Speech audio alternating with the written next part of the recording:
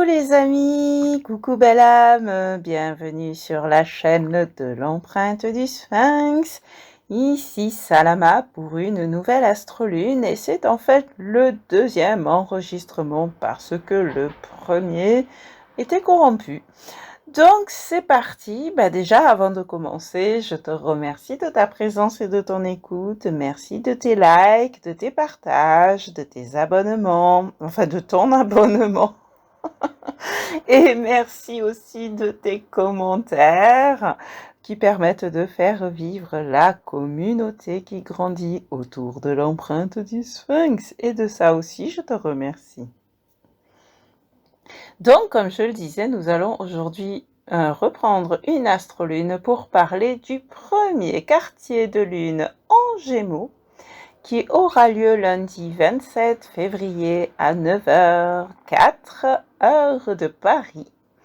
La Lune se trouvant alors à 8 degrés et 27 minutes des Gémeaux, carré au Soleil en Poisson, à 8 degrés 27 minutes aussi. Et donc voilà, ce sera un premier quartier de Lune, c'est-à-dire que un carré, c'est considéré comme un aspect frictionnant dans l'astrologie, puisque c'est un peu la partie lunaire, entre guillemets, et la partie solaire qui se confrontent, ou au mieux, qui arrive à trouver un accord. Donc, le soleil en poisson va éclairer les eaux, en fait, est déjà en train d'éclairer les eaux neptuniennes pour lever des voiles et nous amener plus d'intuition, plus d'inspiration, plus d'imagination, plus de spiritualité aussi, ou du moins plus d'ouverture au monde invisible.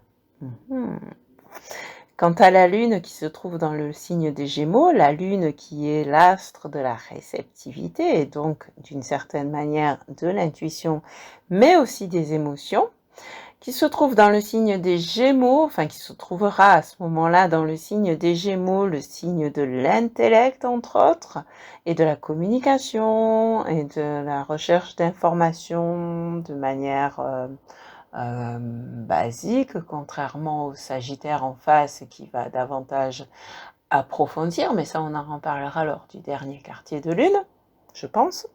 Bon, je vérifierai au moment de faire la prochaine astrolune. Mais logiquement, si. Ouais. Donc voilà. Donc ici, avec cette lune en Gémeaux, vont se poser les questions suivantes. Y aura-t-il une lutte entre notre intellect et notre réceptivité? Ou bien est-ce que nous saurons mettre notre mental au diapason de notre intuition pour, à ce moment-là, mettre des mots sur ce que nous percevons? Et avec Mars, qui se trouve aussi dans le signe des Gémeaux, est-ce que nos actions seront des réactions de notre mental? Ou est-ce qu'elles suivront la voie de notre âme, de notre être, que notre mental aura donc rendu intelligible? Et ici, nous pouvons voir un sextile, donc c'est un aspect plutôt positif, entre guillemets, un aspect aidant, un aspect favorable, entre la Lune en Gémeaux et Vénus en Bélier. Et donc le Bélier qui est régi par Mars, qui est aussi dans le Gémeaux, comme on vient de le voir, les Gémeaux. Et donc ce sextile va en fait nous aider à être à l'écoute des élans béliers de notre cœur Vénus.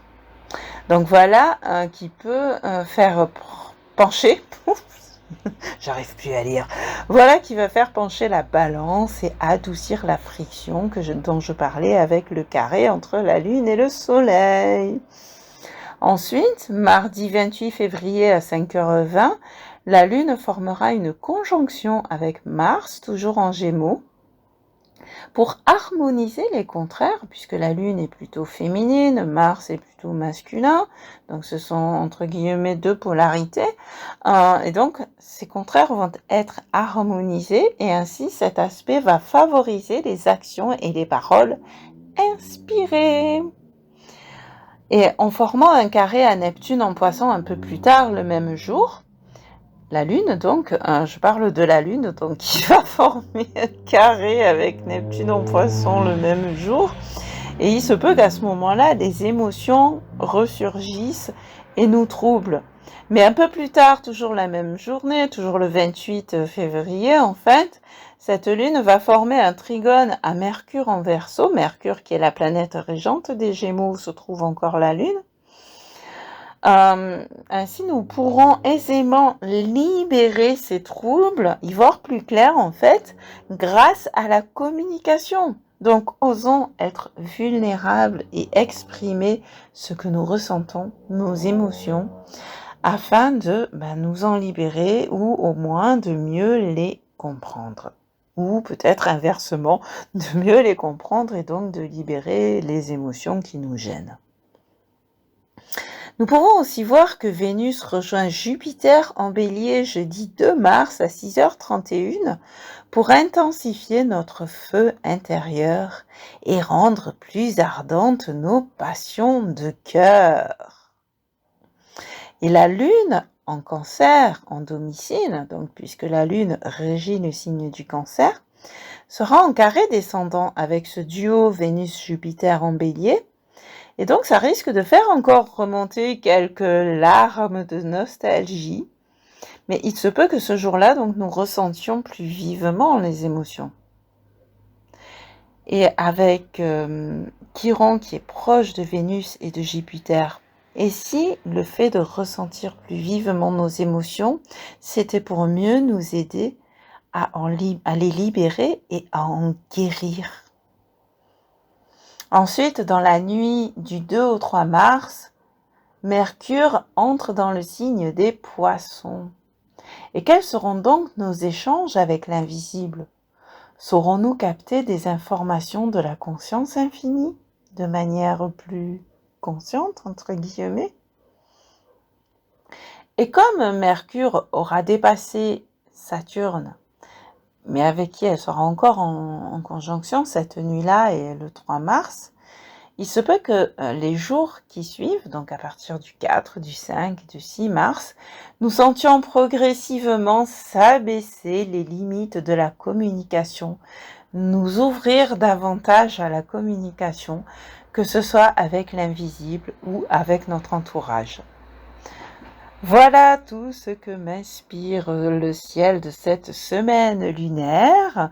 Donc, eh bien, je t'invite à me mettre en commentaire comment toi tu le vis en fait, comment tu ressens un peu ces premiers temps dans la saison des poissons, ça m'intéresse et puis ça peut peut-être aider aussi d'autres personnes en lisant tes commentaires à voir un peu que d'une part, ils ou elles ne sont pas seuls, et que d'autre part, ça peut les aider à comprendre ce qu'ils ou elles sont en train de vivre, de même que toi, en exprimant ce que tu vis et ce que tu ressens, ou comment tu le vis. Des fois, rien que le fait de le dire, de l'exprimer ou de l'écrire ici, puisque les commentaires, c'est par écrit, ça permet parfois de prendre conscience de certaines choses. Voilà pourquoi aussi les commentaires sont les bienvenus. Et merci beaucoup et à tout bientôt. Ciao, ciao.